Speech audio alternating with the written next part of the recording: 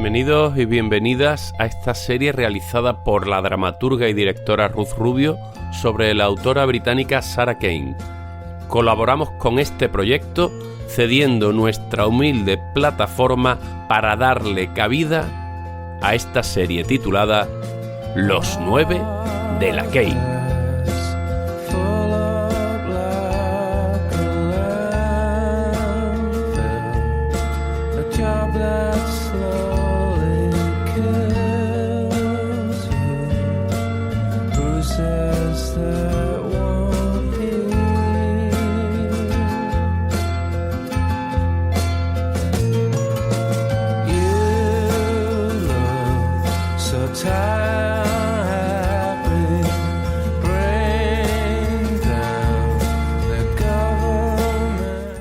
El momento en el que apunto en mi lista de los 9 de la Kane el nombre de Ruth Jadot, pienso, esto es como cuando en una historia un personaje se encuentra con otro personaje que se llama igual y surge un posible espejismo, espejo, reflectividad.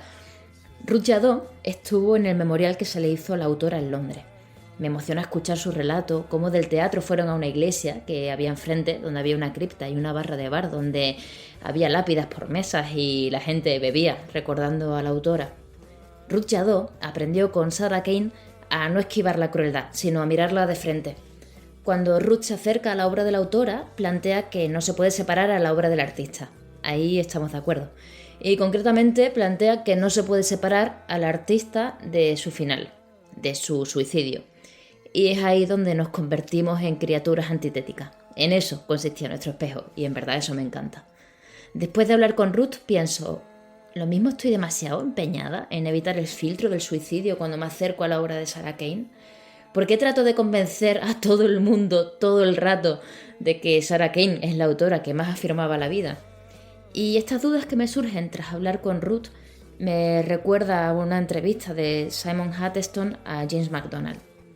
En junio del 2000, Simon Huddleston, periodista de The Guardian, entrevista a James MacDonald, el director de escena que en ese momento está dando los últimos retoques a los ensayos previos al estreno de 448 Psicosis. Era un momento delicado porque el suicidio de la autora aún era muy reciente y él mismo admite que en su día no estaba seguro de querer dirigirla, pero le pareció extraordinaria y aceptó. En esta entrevista para The Guardian compartía su preocupación por el estreno. Él decía, supongo que me da miedo que la muerte de Sarah suponga que la gente vea su obra de forma equivocada. Si la gente llegara a utilizar la obra para diseccionar su muerte, sentiría que la he dejado tan expuesta en la muerte como en la vida. Quiero que la gente vea la obra sin pensar en su vida. ¿Es eso posible? Y después de releer la entrevista me pregunto, ¿y es necesario?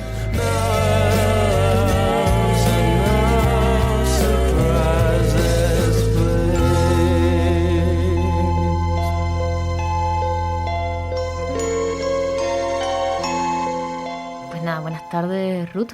Buenas tardes. Muchas gracias por prestarte a charlar un rato sobre el taller del 98 con Sarah Kane.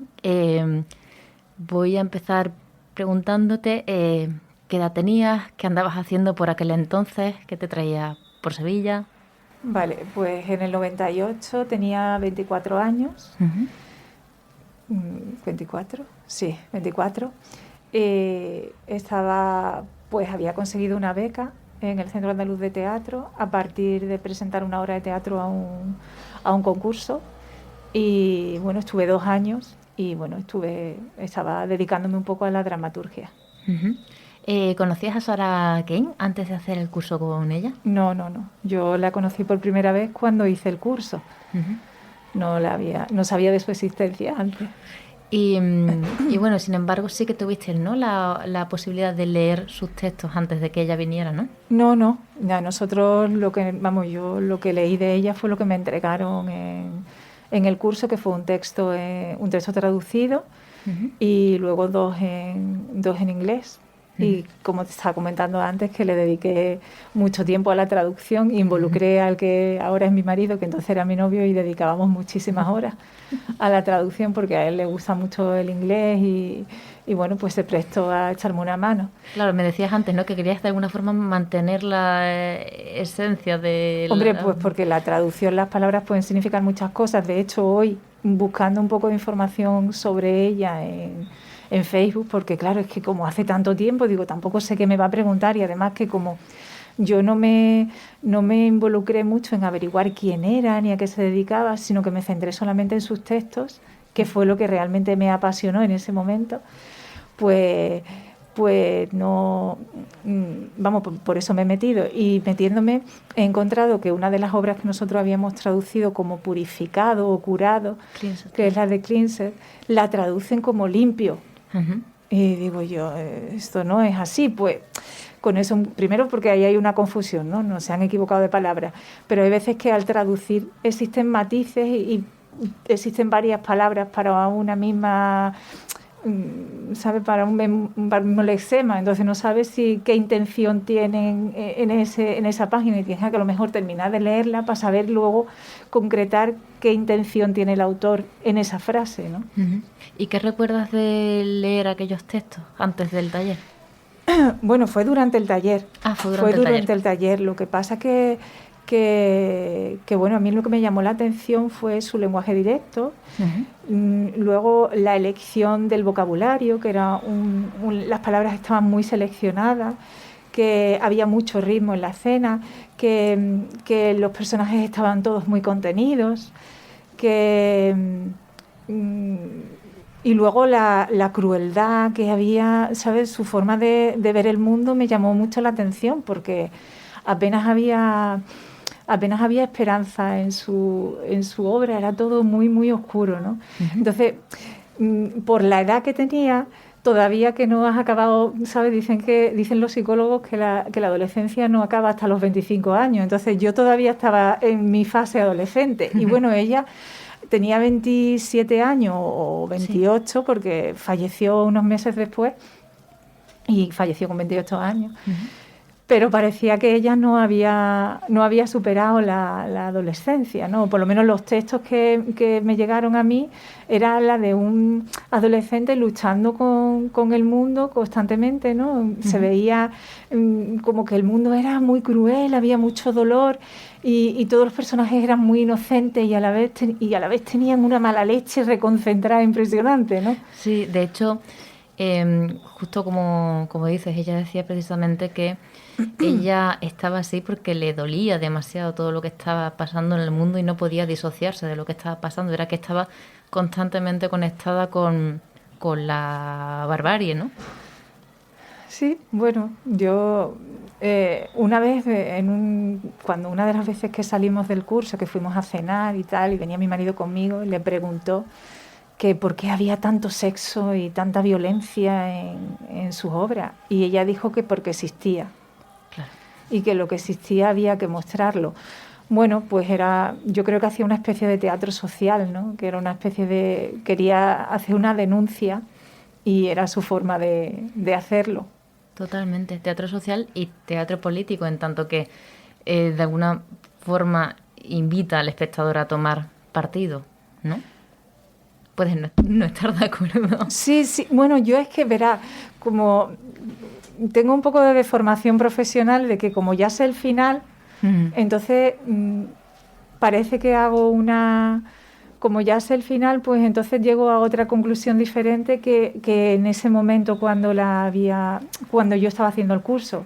O sea, yo ahora, con el paso del tiempo, que han pasado 23 años, pues tengo una visión completamente diferente de aquello, ¿sabes? En el momento me pareció una chica impresionante, la forma, ya te digo, sobre todo el lenguaje tan breve, los personajes tan contenidos, como decía, tanto con los silencios, ¿no? Que a veces en sus textos hay más dramatismo en lo que no se dice que en lo que se dice, ¿no? Y eso realmente es la fuerza de cualquier texto, no solamente en el teatro, sino en una novela, en el cine, en cualquier texto literario. En la poesía, ¿no? Que tenía mucho de poesía. Y luego que sus textos eran también muy sorpresivos, ¿no? Porque de repente en medio de una conversación pues podían aparecer ratas que se comían los pies o podían aparecer girasoles que brotaban o narcisos que brotaban en medio del escenario, ¿no? Entonces el factor sorpresivo también estaba muy presente y eso fue lo que a mí me llamó la atención. Lo que pasa que luego ya, si analizas el texto vinculado a la persona, pues entonces ya comprendes cuál es el fondo del mensaje que quería transmitir. Entonces no hay denuncia social. Yo veo que es un grito de socorro, ¿no? Al final, porque ella lo que yo entiendo es que se sentía absolutamente incomprendida y por eso terminó como terminó. O sea, verá, que era todo fruto de a lo mejor la enfermedad que padecía, ¿no? Yo no soy médico y tampoco puedo hacer un análisis de esta situación, pero que no veo tanto. Si ella hubiera tenido otra trayectoria, pues vería la denuncia social más presente, porque sí está presente en la obra en Blasted, ¿no? En la que se desarrolla dentro del hotel, que es la guerra de Bosnia, y entonces son los 3 actos, que es un poco la destrucción, la muerte de la sociedad, la muerte de la familia y la muerte del individuo, un poco así, ¿no? Pero claro, solamente está ahí. Si lees por otras, ve, y sobre todo la última, la de Psicosis, esa ya es una paranoia. Sí. Con la muerte tan presente, o sea, yo creo que más era un grito de socorro que una denuncia social, conociendo su final. Claro. Y como decíamos antes, no se puede separar al artista de su obra. ¿Y qué recuerdas de aquellos días de taller, sobre los ejercicios que me encantó. A mí me encantó cómo trabajaba ella. Ella tenía una dinámica en la clase impresionante, y luego me acuerdo que nos llevó, porque yo creo que su vida estaba muy marcada por lo del padre, por lo que yo conocí cuando fui a Londres, que el padre era corresponsal de guerra del Times. Entonces ella llevó recortes de periódicos con imágenes, y a partir de ahí pues teníamos que ir construyendo un texto. Entonces me pareció, en ese momento para mí era absolutamente novedoso. Luego ya he conocido otras técnicas y tal, ¿no? Pero en ese momento me pareció muy novedoso. Y luego que era una persona muy apasionada de lo que hacía, porque cuando la sacabas del contexto del aula o ¿sabes? O de su obra, pues se empequeñecía muy pronto. No era capaz no era una persona con la que podías mantener una conversación larga, ni extrovertida, ¿sabes? Que era una persona muy limitada. Ahora, en lo suyo era muy destacada. Sí. ¿Sabes? Sí. Y eso fue lo que a mí me llamó la atención de ella, porque se veía que disfrutaba mucho con lo que hacía. Entonces esa pasión la transmitía a los demás. ¿Y qué dirías de lo que en ti quedó de aquel taller?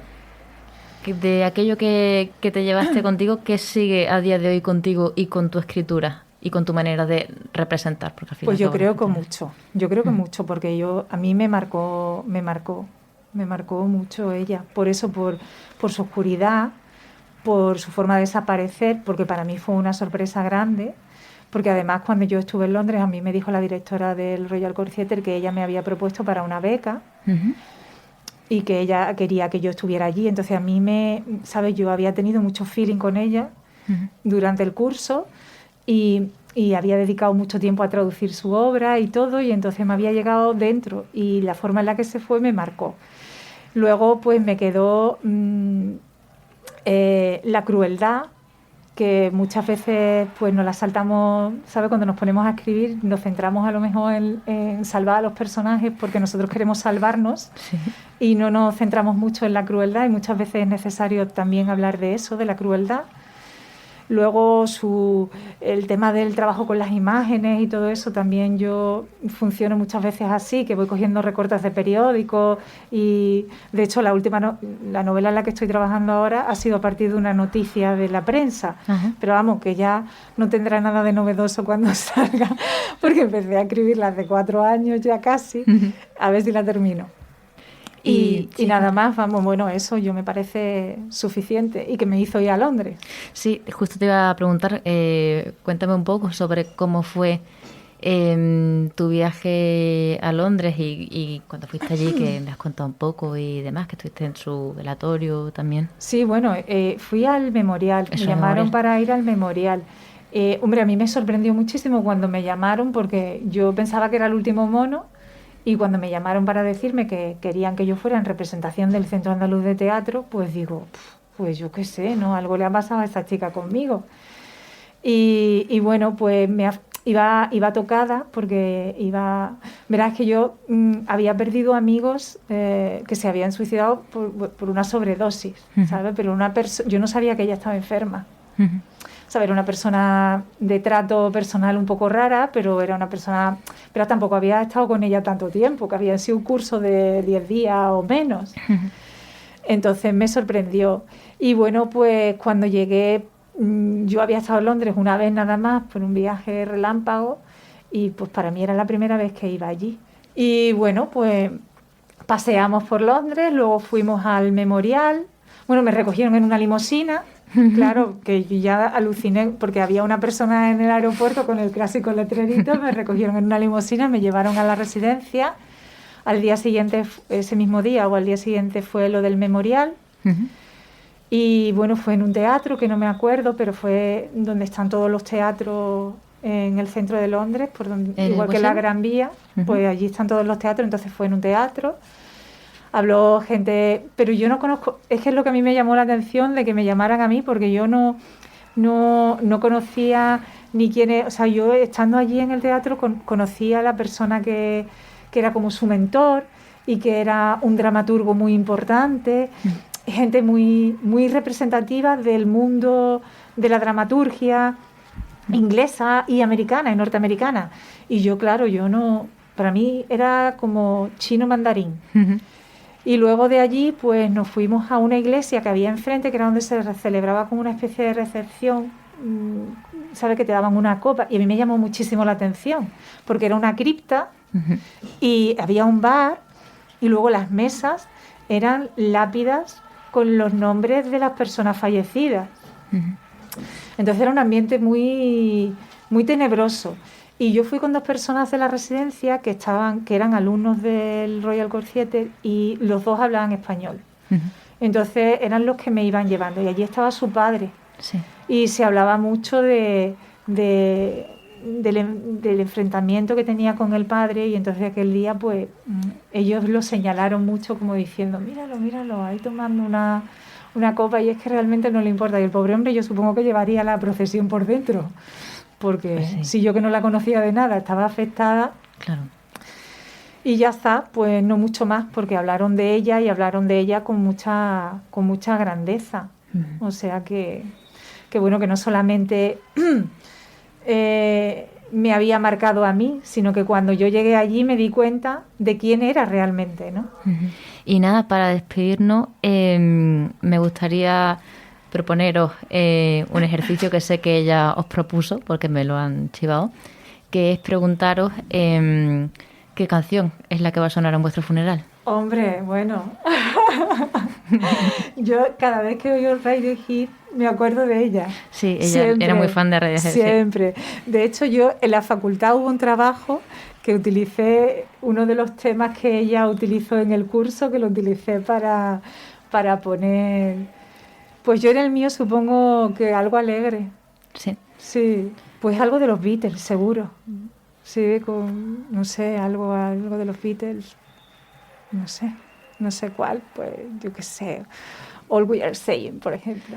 Perfecto, pues nos despedimos con los Beatles. Muchas gracias, Ruth.